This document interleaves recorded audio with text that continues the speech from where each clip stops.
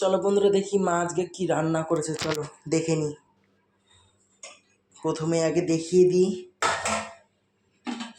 গরম গরম ভাত,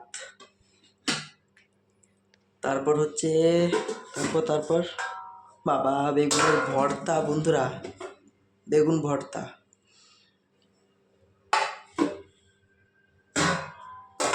তারপর কি আছে দেখে নি। এমনভাবে রেখেছে একটা মার সব কাজ কমপ্লিট আজকে। বাবা সব মাখা আজকে।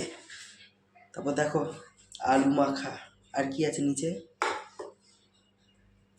ভোলা মাছ, মাই ফেভারিট। ভোলা মাছ, ভোলা শস্য দিয়ে করেছে না পোস্ত? ভোলা পোস্ত দিয়ে করেছে ভোলা মাছ। আর আছে রুই মাছ। বাবা হচ্ছে অনেক কিছু করেছে তো তাহলে, কিন্তু মাখা বেশি করেছে।